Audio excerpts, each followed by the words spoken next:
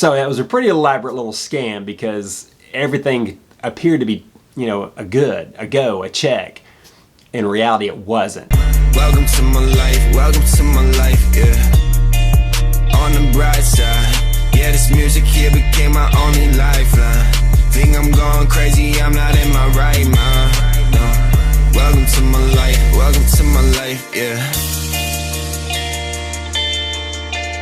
Welcome to my life, yeah. Hi guys, welcome back to the channel.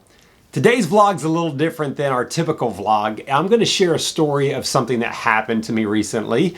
As you see by the title, yes, I got scammed buying an iPhone.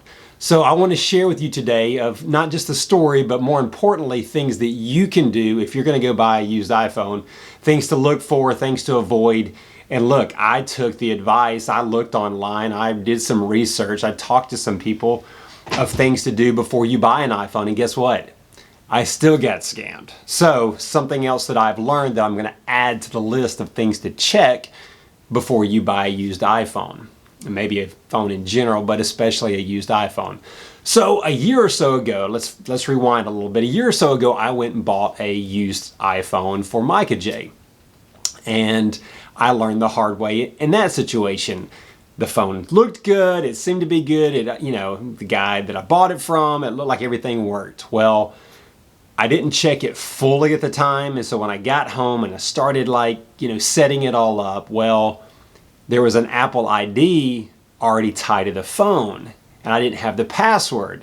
So you can only get so far, and then you can't go any further. So of course I tried to get in touch with the guy, no go. So apparently it was a stolen phone, and at that point, there's not much you can do with the phone. So I learned then of something to check. Well, before I bought this one, I was checking to see, okay, what's the latest? And so I had learned you better check the ESN number, the IMEI number, which is kind of like the serial code of that phone. So I found a guy online that was selling one. It looked like it was good. It seemed like it was good. So I got the number, ran a check on, there's multiple free sites out there to run a check to see if it's blacklisted or been reported stolen or lost. The EIM number came back clean. It came back clear, like nothing wrong with it. It actually described the phone, so it looked like it was, legit. So I decided to move forward with purchasing the phone. So I met the guy, looked at it, it looked good. I mean, I checked the features. I checked to make sure that there was not an Apple ID associated with it. That was all good.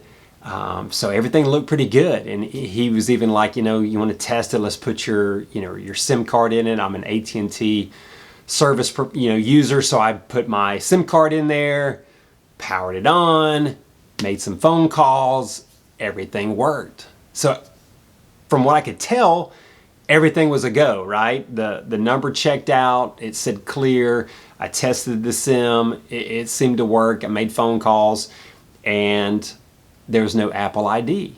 So I thought, well, it looks like everything's checked out, I mean, the phone like it was in great shape, here it is now.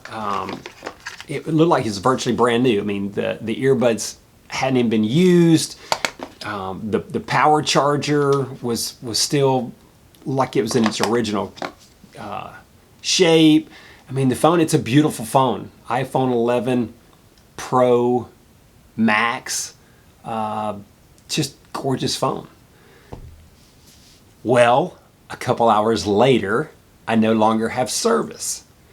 I'm trying to figure out what's going on. So I contact AT&T through online at first, and it's kind of like saying, stolen phone or something. I'm like, no way, I ran the check and it doesn't say that. So anyways, long story short, I go through the hassle of contacting customer support with AT&T. I'm doing online help. They send me to a store to talk to customer service. So I went to customer service, talked to people in stores. Anyways, I had them even override, this block that was on this phone, and it worked temporarily, and then all of a sudden it blocked me again, and it was like disabling my cell phone number, like not just the phone, but even my cell phone number. So I had suspended service. It was frustrating. I spent like 3 or 4 days literally like trying to work this out, and it would temporarily work for a little while, and it was getting blocked again. They sent me to get a new SIM card, put a new SIM card in it, worked for like, again, a couple hours, and then blocked. And I'm like, what is going on? I'm so frustrated. So I talked to fraud department trying to figure out what's going on. Oh, because the phone's even showing it's under warranty. I mean, it's even Apple warranty. Like, this, put the serial number in. Apple's like, yes. So I'm talking to them, but they can't do much because I don't have the sales receipt of the official purchase, the original purchase. So anyways, long story short, again, I go back to customer service at AT&T, and one of the guys finally just goes above and beyond, I guess, and he starts researching more about why is this getting blocked? Why am I having all these issues? Well, it turns out that he found out that this phone was associated with basically a fraud account. Like, someone maybe had gotten a deal on the phone and then stopped. And actually, I think more than one phone. I think they had like a couple phones where they maybe paid sales tax and then just stopped paying. And so basically they owed money to AT&T. So AT&T put a block on this IMEI number. Well, I don't know why that doesn't show up on the check, and I don't know why when you run, you know, a national database or whatever on search, it's showing that it's clear and it's clean. But because AT&T had an issue with it, they put a block on it. Well, I thought it was kind of odd. They didn't want to confiscate the phone. They were just like, oh man, you can do whatever you want with the phone, I guess. You know, try to get your money back, try to get in touch with that guy. Well, of course, I can't get in touch with that guy, right? Like, he scammed me. So I'm kind of frustrated, but you know, I'm going to sell it and try to get whatever I can out of it. Good news is I got a good enough deal, I think, where hopefully I can at least break even because I'm selling it, full disclosure of the issues that I'm having with it. So if people want to use it for parts, I've even heard some people can use it overseas possibly because it's just tied to maybe AT&T here. I don't think it will work with the other service providers, but I really don't know. I'm just, you know, hey, you check into it if you're buying it. So anyways, that's kind of where I am with the phone now. So here's the thing that I suggest you doing. Yes, you check the ESN number or the IMEI number in a search database to see if it pulls up. In my case, it wasn't reported ever stolen or lost, so I guess it wasn't being triggered on that end. However, because they owed money and it was like a fraud account, AT&T had an issue with it and they blocked it. And I asked, well, why did I put my SIM card in and it worked? Well, they explained because it was an AT&T phone that yes, it will work temporarily until, I guess, you know, it's running that system. And so when the system finally is triggered with that number, then it finally puts it on a block. So that's how come it worked temporarily. And I guess the guy that I bought it from knew that it would work with a brand new or a SIM card that had not been in that phone, that it would work at least for a little bit, enough to show that it was a good phone. So it was a pretty elaborate little scam because everything appeared to be, you know, a check.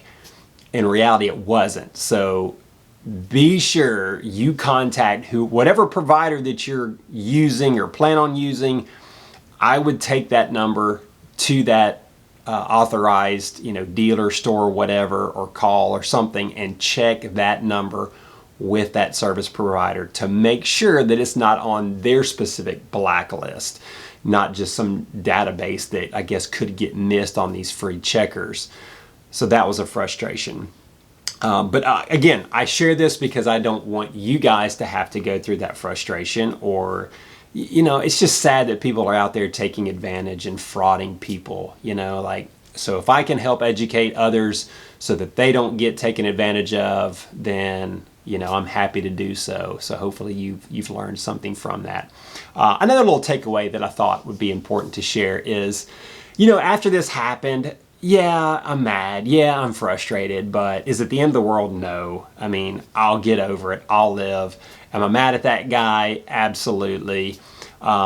and I'm not going to try to go through the law and try to hunt this guy down and prosecute. I don't know if I can even find the guy, but honestly, I feel like that's taking too much energy from me, and a negative energy in essence. Like, why do I want to go through all this frustration and energy pursuing this guy? Yes, I don't want this guy doing it again in the future, but honestly, I feel like it's taking too much from me, too much frustration. Instead, I would rather just forgive the guy. That's between him and the Lord what he's done. So, I believe that God will judge, and, justice will be done in the end, if nothing else. And so I'm okay with that. And what else do you do?